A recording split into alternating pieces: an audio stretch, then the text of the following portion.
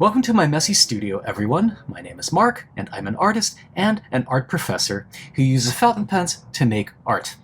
In this video, I'm going to talk about an earth-shaking development in the fountain pen universe, the release of an inexpensive steel flex nib made by the Chinese pen manufacturer Majohn.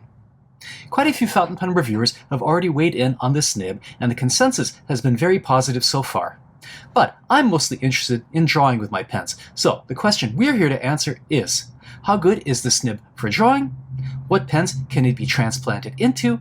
And lastly, how does it compare to that king of cheap flex, the number 6 steel Ultraflex nib from Fountain Pen Revolution? Let's get started. The past few years have been exciting times for users of fountain pens, so much so that it feels like we're living in some sort of fountain pen renaissance. And some of the most exciting, innovative, and fortunately for us, affordable pens have come from China. This is why it's so surprising that until now we haven't seen any innovation from Chinese pen manufacturers when it comes to pens with flexible nibs. But I think all of us have been waiting with bated breath, knowing that it was only a matter of time before the Willy Wonka chocolate factory that is the Chinese fountain pen industry turned their attention to flexible nibs. Here is the number 6 size steel flexible nib made by Majohn, which I purchased on AliExpress. I bought 2 of them for $8 each, and they took under 3 weeks to arrive. The looks here are very promising, though this seems to be like a modified regular Moonman nib rather than one specifically designed for flex. The large crescent-shaped breather hole definitely serves to give the tines more flexibility, but the main source of flex here is the ink channel, which is cut way past the breather hole. We're of course going to run some tests with this nib, but before we do, we have to acknowledge that a nib's performance is heavily dependent on the feed, and that no nib will work well if it's not paired with a suitable pen. So before we get to the nib tests, let's talk about what pens can and cannot be used with this nib, and just to warn you, this is going to get a little nerdy. These nibs are sold individually or inside a housing unit that fits several Majohn pens.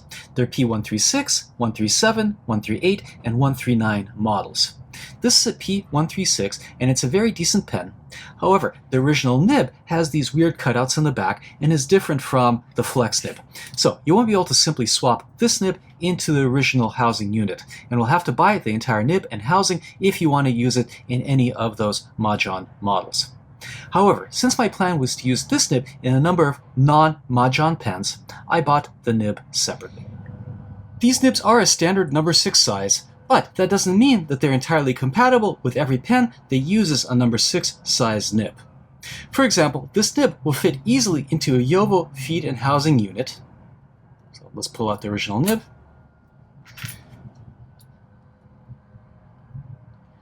Insert the flex nib, and let's see how it works. For this purpose, I'm going to use this Asphene J16.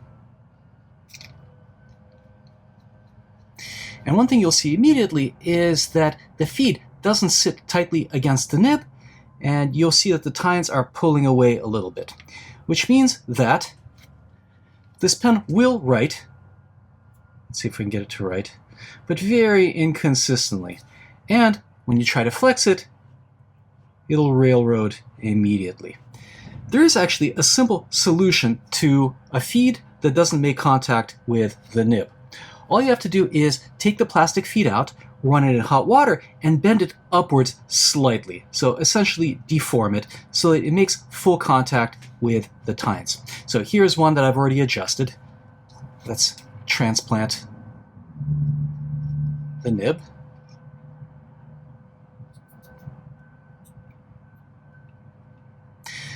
By the way, one good thing about this nib is that the metal is fairly thin, which means that pulling it in and out of these housing units is fairly simple. That's not always the case with JoWo nibs. Sometimes they can be very tightly fitted.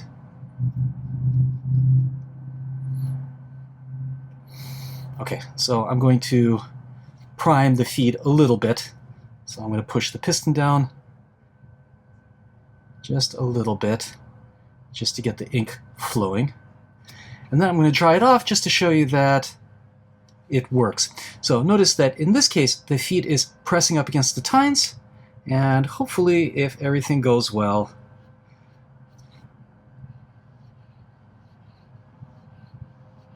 the pen will write. This is a plastic feed, so It's not going to keep up perfectly, but I think fairly well. You're going to have the same issue with this nib in Bach housing, with the nib pulling away from the feed. However, with Bach housing, you can also take the plastic feed out, dip it in hot water. Your water out of the sink will be perfectly fine for just a few seconds, and then bend the feed upward so that there is no space between the feed and the tines.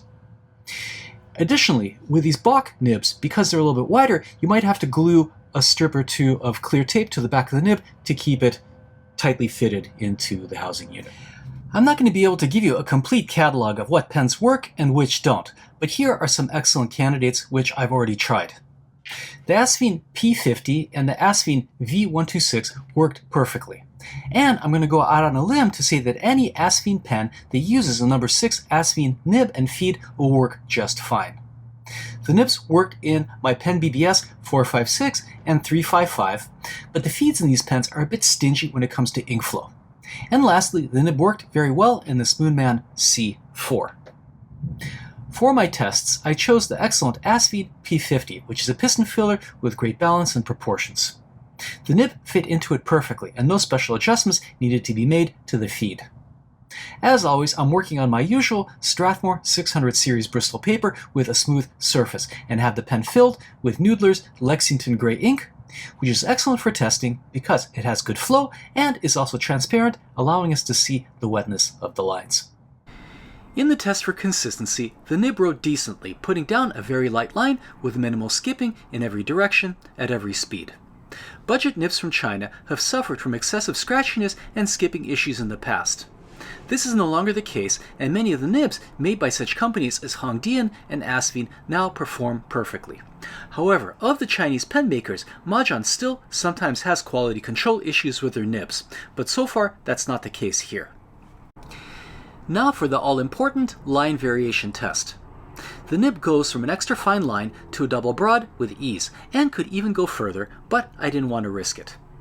In reverse writing, it's very scratchy and quickly stopped writing. However, this nib is capable of putting down very fine lines in regular writing, so there's no need for the reverse writing feature here. So we have a full flex nib here, on the lower end, but still full flex. The nib is fairly stiff, so some pressure is required to achieve the full range, but I think this will be good for beginners who find nibs that are too soft, difficult to control. I would rate the nib at about a 7 or a 7.5 on my 1 through 10 flex scale, with semi-flex running from 4 to 6, and super flex wet noodles starting at around 9. In the feedback department, we have a pen that is quite smooth for a nib this fine. This is not necessarily a great thing, because nibs that have been over-polished can sometimes have a tendency to skip, and personally, I enjoy a little bit of pleasant feedback since I'm used to working with dip pens that are usually without tipping and are therefore a touch scratchy. And in the wetness department, this pen is very, very dry when used without flex, something that's consistent with many Moonman nibs. What's unusual is its relative dryness even when flexed. Flex nibs, even ones that aren't terribly flexy, sometimes have the tendency to gush ink, making them inappropriate choices for drawings where you have to go over lines multiple times. The dryness here is welcome, since the lines will dry quickly and be less prone to feathering or striking through the paper. Now let's see how the nib performs in actual practice by doing a little drawing. The pen and ink will stay the same, but I'm switching over to my favorite sketchbook, the Art Creations sketchbook made by Talens. The first thing that is remarkable about this nib is its dryness, which allows you to put down very light lines. This is, of course, dependent on the feed, since Chinese feeds tend to be on the dry side, but can also be caused by the tines of the nib being tightly pressed against each other. I would be curious to see how this nib would respond to a wetter feed, and might eventually experiment with widening the ink channel. But for now, I think we'll work with the pen as it is. Those of you familiar with flex pens know just how unusual it is for a flex pen to be dry. The feeds in flex pens usually need to have a high flow in order to provide enough ink to the nib. While heavy ink flow is required for the pen to not railroad during heavy flex, it often results in a pen that writes extremely wet, even under normal conditions, something that for drawing is less than ideal. The very best flex pens, usually vintage, are perfectly tuned to do both, being relatively dry writing under normal writing conditions and sufficiently wet when flexed. Such tuning is not so common with modern flex, which is why it's so surprising that in this pen, it actually manages to get it mostly right. With pressure, the feed provides just enough ink to keep the pen from railroading, and nothing more. Does the feed always keep up? No, the performance isn't flawless, and if you flex with speed, you can make it railroad. But you know what? It's perfectly sufficient for most drawing purposes, and I'd rather have the pen choke once in a while than use a pen that gushes ink uncontrollably. Was the performance of this nib perfect? Goodness, no. While in the tests, the pen skipped only a little, here it skipped a lot more. Why? When I looked under a jeweler's loupe, I noticed that the tip of the nib had a slight baby's bottom. This, for you non-fountain pen people, is when the two tips at the end of the nib are rounded on the inside, preventing ink from making contact with the paper. How it affects performance will vary on ink, the paper, and of course the type of strokes you're trying to make. And it's hard to account for why in the tests it was barely noticeable, but was a much bigger issue in the drawing. This issue can be corrected by anyone with a few passes on a micro mesh, however, so this isn't a deal breaker. So what is my overall conclusion about this nib? Well, like many Majohn products, it comes frustratingly close to being great, but falls short due to poor quality control. However, if you're willing to look past the small problem of skipping, or are comfortable removing baby bottoms, this is otherwise a decent budget flex option, good for most drawing applications. The dryness of the lines it puts down allows for easy control over fine detail, and since the pressure required to create wider lines is considerable, this is not a nib that requires a trained hand to control. And best of all, you can pair it with any number of decent Chinese pens, and it'll work just fine without tuning or adjustment. Just pop it into an Asvine P50 or a V126 and you're off to the races. In that respect, this is a very different nib from the number 6 Fountain Pen Revolution Ultraflex nib, which is a temperamental flex monster, one which requires considerable tuning to work to its fullest capacity. While it will work with certain plastic feeds with a little tuning, the pen I'm using for the test, for example, has a plastic feed in it. In most cases, you're going to need to pair it with an ebonite feed with high flow. And once you get it going, in order for it to work well, it has to write very wet. This means you have to be careful what kind of paper you're using and be patient about the lines drying before going over them. To my mind, this is still the absolute king of inexpensive steel flex, but is for experienced users who are willing to take the extra steps needed to get it working properly. However, once you have the Ultraflex nib dialed in the right pen, with the right feed, and with the right ink, it'll smoke this Moonman nib, and, frankly, just about everything else. As previously mentioned, two things can be done to make the Majohn nib perform better. The first is to pair it with a wetter feed. This can be done by widening the ink channel in the feed, a small, low-risk operation that involves a few passes with a razor blade. Better yet, this nib can be paired with an ebonite feed, which, due to the hydrophilic properties of the material and a design with a wider ink channel, has much better ink flow. Here I have the nib inserted into a Jowo housing unit from the Flexible Nib factory. The feed was heat set with a slight bend to it so that it sits firmly against the nib. Then the baby's bottom was taken off the tipping by using a micro mesh. With these two hacks, the nib performs much better, with fewer skipping issues and without the annoying railroading under heavy flex.